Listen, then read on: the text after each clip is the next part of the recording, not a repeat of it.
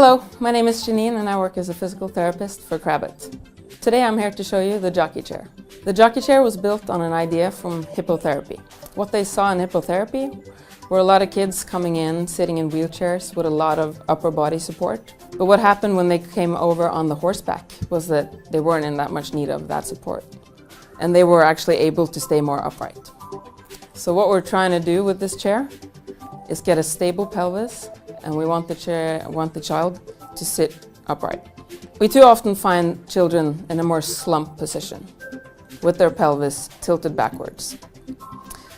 In this chair, we are actually able to get the pelvis in a neutral position, and we're able to keep the kids in that position over time. The best way for me to explain how the jockey chair works is to actually seat a child in it and then show all the adjustments that I want to make. Today we have Aisha with us. She's 4 years old and is diagnosed with CP. So we're going to start by putting her in the chair. So the most important thing is to make sure that you get her butt all the way back on the seat. After that, the most important thing is to make sure you secure the hip belt right away. And this needs to be tight to prevent her from sliding forwards. What I usually do after that is just giving her some upper body support, but we're going to get back to this after, but just tightening it a little bit. Now I want to make sure that her pelvis is all the way back on the seat. And we've actually done a good job of that. The next step is to make sure that we have the straps for the hip belt securely fastened. So we start by pulling on these back straps, and now she's not able to slide forwards at all. Also check the front straps. After that, we want to try and create that stable base for her. And in doing that, we've got to make sure that she gets the right angles in her hip joint, knee joint, and her ankle joint. So we start by checking her hip joint. We're aiming at an open hip angle. We do not want that 90-degree angle, which you get in a regular seat. So we just try to make sure it's open. The next step is to look at the knee joint. At the knee joint, we want to aim at a 90-degree angle. In order to do that, we need to fasten some screws. You got 2 on each side of the footrests. Here, and here. When these are opened, you're able to slide the footrest all the way up. So then I check that we get a 90-degree angle. At the ankle joint, we also want to get a 90-degree angle. You might have to open this in order to locate the screw.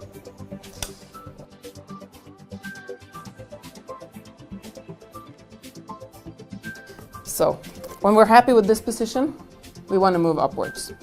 I want to start by making sure that her harness is helping her, keeping her upright. A lot of times, it might be hard to get the child all the way back. We have the option of turning a little handle underneath here so that we can actually tilt the whole chair a bit.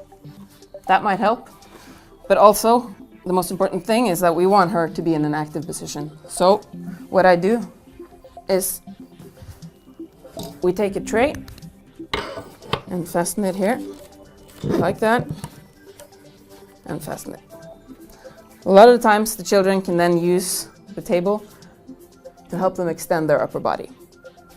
We also want to make sure that Aisha's headrest and side support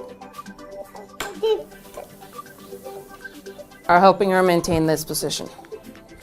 The side supports are opened here, and then we're able to slide them inwards and upwards or downwards to make sure she gets the best support possible. We want her to have these 3 points of support: her hip belt and her 2 side supports. Her head support is opened here, and you can adjust inwards, outwards, and also the height.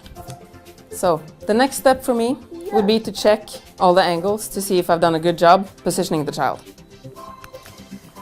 We start by checking the angle at her hips.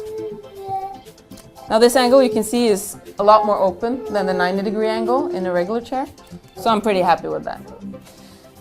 The knee joint, also 90 degrees, okay, and her ankle joint is also good.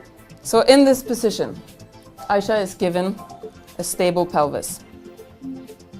She's also given that open hip angle, which helps her hips to stay in a good position for the acetabulum to have the femur head inside of it. This is extremely good to prevent luxations. Her hips are actually in what we call an anatomical resting position. This is a good position because all of our muscles around this area are now resting. Biggest difference, I would say, the jockey chair in contrast to a regular chair, is that you can see that her feet are now in a position underneath her. In a regular chair, her feet would be in front. Now what this does is that this really helps her to actually stay more upright. If she pushes now on her feet, this is going to help extend her upper body.